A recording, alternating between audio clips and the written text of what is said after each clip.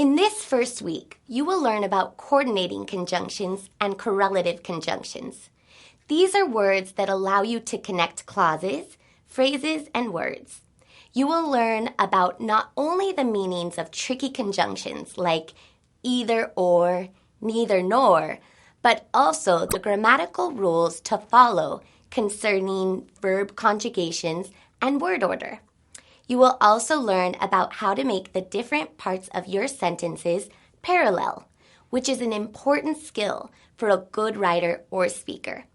Finally, you will learn that those comma rules aren't as tricky as they seem.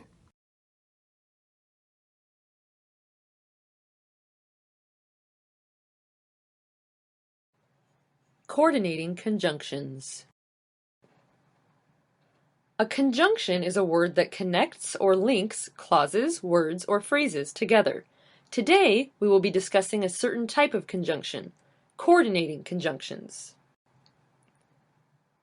There are 7 coordinating conjunctions: and, but, for, nor, or, yet, so. An easy way to remember these is that the first letters of the words spell fanboys. Let's start with one of the most commonly used conjunctions, and. Here's an example sentence. I ate a muffin and I drank some tea. Each of the coordinating conjunctions has 2 purposes: to connect information and to show a certain relationship between 2 or more things. In this case, we are connecting 2 clauses. The relationship that we are showing is addition. Notice that when we connect 2 independent clauses with a coordinating conjunction, we use a comma before the conjunction. When we connect 2 clauses with a coordinating conjunction, this is called a compound sentence. Here's another conjunction that you are probably already familiar with. I ate a muffin, but I didn't like it. But shows us a relationship of something we don't expect or direct contrast, as in the example, it's hot outside, but it's cold inside. Or, I go to the beach, or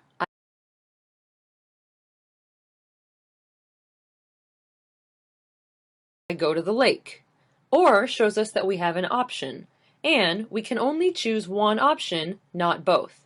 So, if I go to the beach, I can't go to the lake, or vice versa. So shows us cause and effect. I didn't eat lunch, so now I'm hungry. The second action occurred as a result of the first action. Notice the mixed verb tense in this sentence. Remember, it's possible to mix tenses because the past affects the future, but you don't have to mix tenses, as in this example, I study a lot, so I get good grades.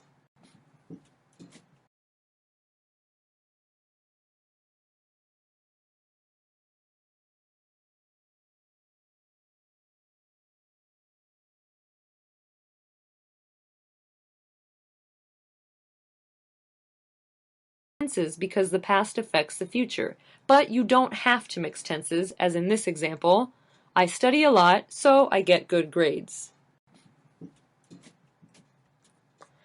She's only 6, yet she can do calculus. But still, but anyway, or nevertheless. Yet shows us contrast in spite of something. It is similar to saying, but still, but anyway, or nevertheless. Yet, as a conjunction, is not related to time. We could also say the same sentence like this. She's only 6, but she can still do calculus. There's often an element of something that we don't expect when we use yet.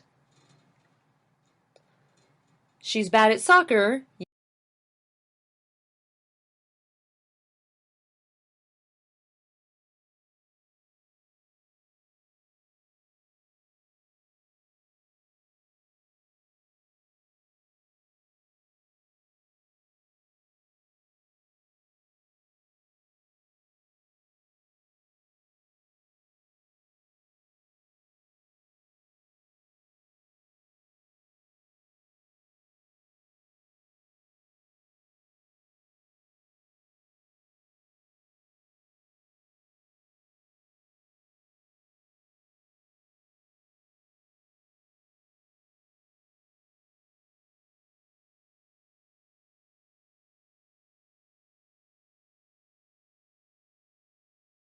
as cause and effect.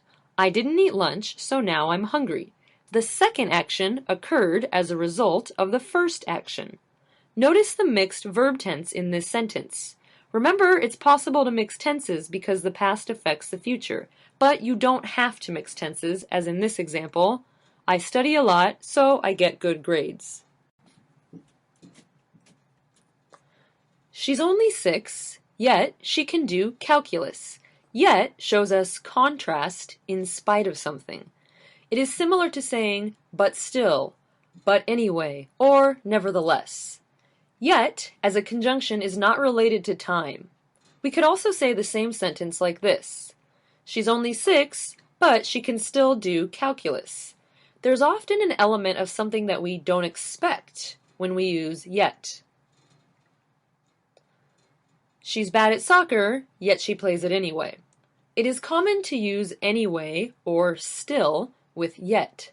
Oftentimes we could use but to mean the same thing, and it is more common to use yet in writing than in speaking. For is most often used as a preposition, but it can also be used as a coordinating conjunction, although it's not as common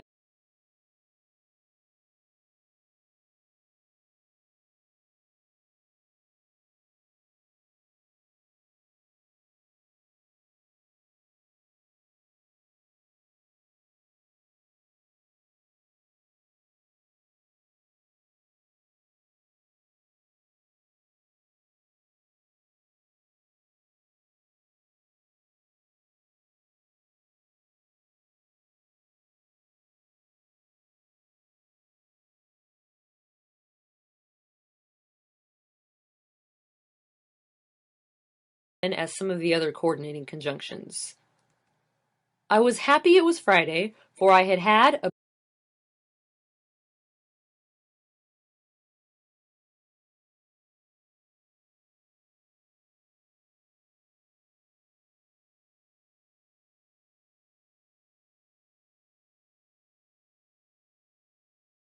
busy week.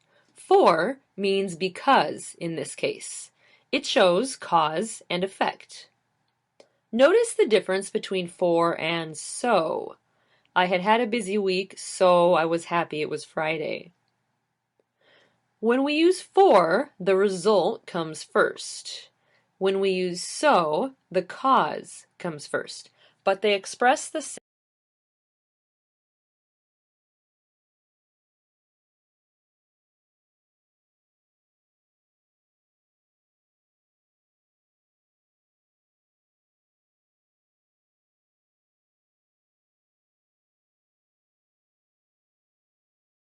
same relation.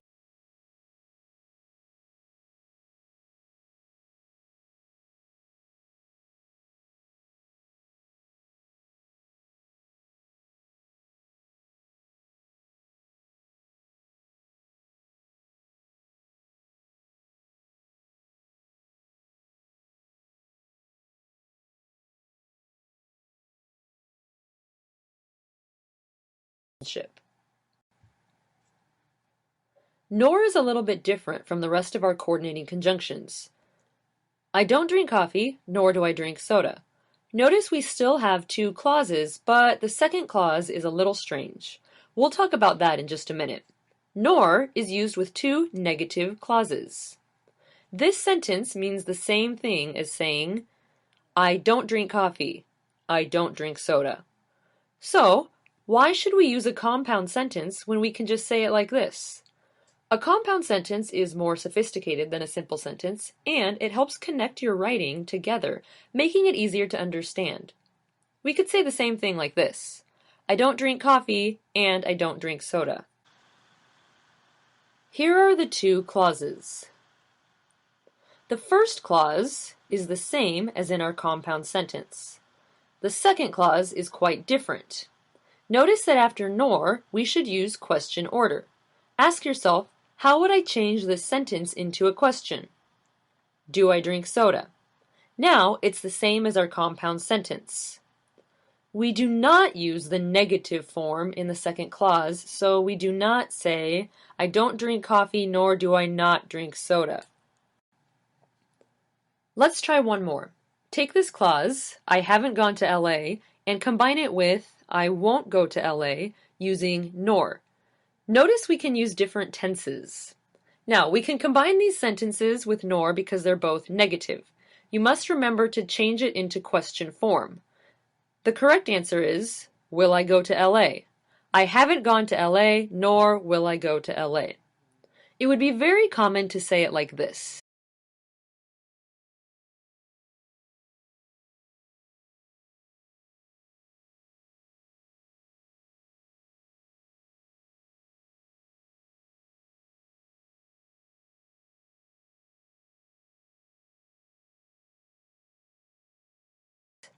I haven't gone to LA, nor will I ever go there. Here are the 7 meanings that we talked about today. Now there are just 2 things to remember before you move on. First, I love math class, but I hate studying is incorrect. You may see this in informal writing, but in academic writing, do not start a sentence with a coordinating conjunction. Now, watch this example. I think I found love. Oh, yeah? We went on a date and we went to the movies and we got dinner and we went to a party and we went surfing and we went swimming and we went bowling and we went to the beach and we went skating. Okay, enough. Enough. We call this a stringy sentence because it goes on and on. We went to the movies and we got dinner and we went to a party. In academic writing, only connect 2 independent clauses with a coordinating conjunction. It is better to just use a period and start a new sentence.